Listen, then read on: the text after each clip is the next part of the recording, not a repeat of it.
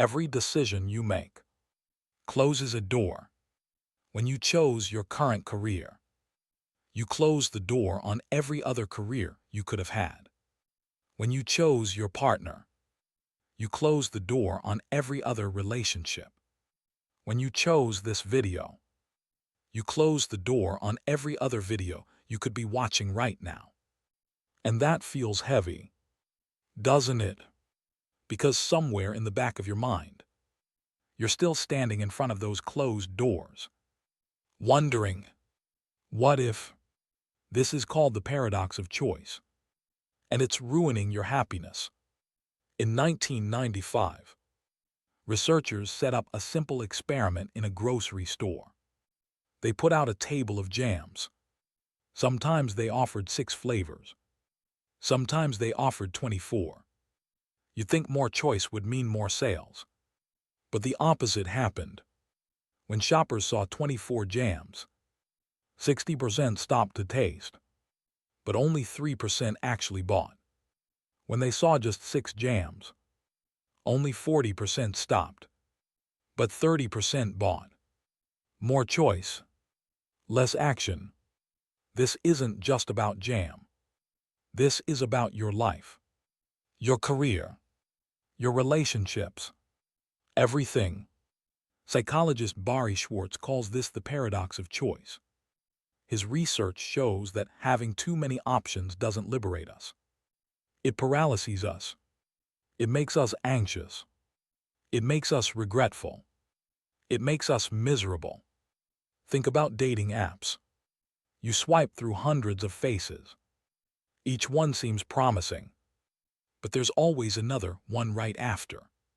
So you keep swiping, never committing, never satisfied, always wondering if someone better is just one swipe away. That's the paradox. The more options you have, the less satisfied you are with any of them. Because the moment you choose, you're already thinking about what you gave up. What if I chose the other one? What if I waited longer? What if I made a mistake? This is called opportunity cost. It's the value of the path you didn't take. And when you have infinite paths, the opportunity cost is infinite. That's why you feel paralyzed. That's why you feel like you're always making the wrong choice. Because with infinite options, there is no right choice. There's just the choice you made, and the ghosts of every choice you didn't. And those ghosts never leave. They follow you everywhere. To your job, to your relationship, to your phone, to your bed at night, whispering, what if? But here's the thing. This isn't your fault. Your brain wasn't designed for infinite choice. For most of human history, you had a handful of options. You married someone from your village. You had the job your father had. You ate what was in season. That was it. No confusion. No regret. No what if. But now, you have thousands of options for everything. And your brain can't handle it. So it shuts down. It freezes.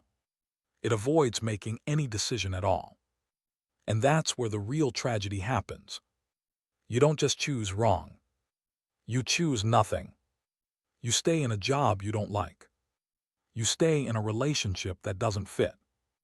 You stay in a city that doesn't feel like home. Not because you chose it, but because you couldn't choose anything else. And then you wonder why you're not happy. The answer is simple. You traded your ability to choose for the illusion of infinite possibility. You kept the doors open for so long that you never walked through any of them. So what's the solution? How do you escape the trap? The first step is to accept something painful. There is no perfect choice.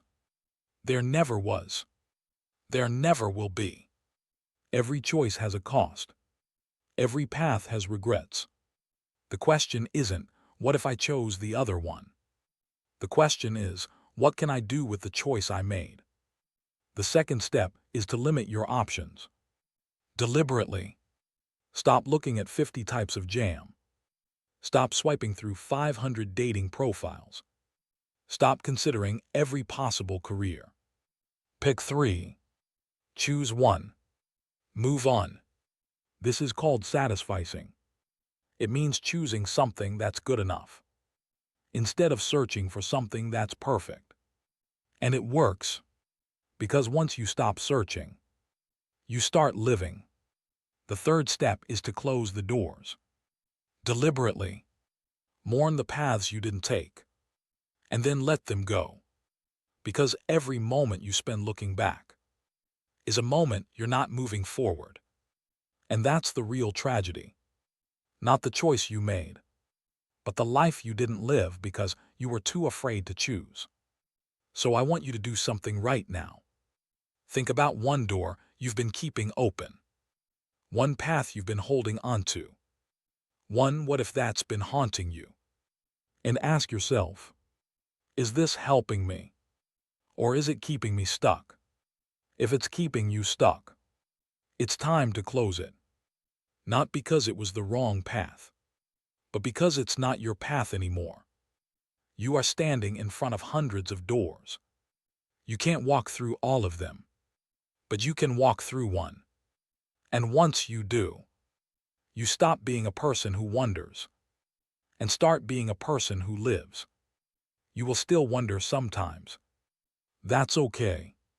That's human. But you won't be paralyzed by it, because you'll know something that most people never figure out. The secret to happiness is not choosing the right door. It's choosing a door and making it the right one. So close your eyes, take a breath, and when you open them, walk through the door you've been standing in front of. And don't look back, because the life you want is not behind you. It's ahead of you, and it's waiting for you to finally choose it. You've done enough wondering. It's time to live.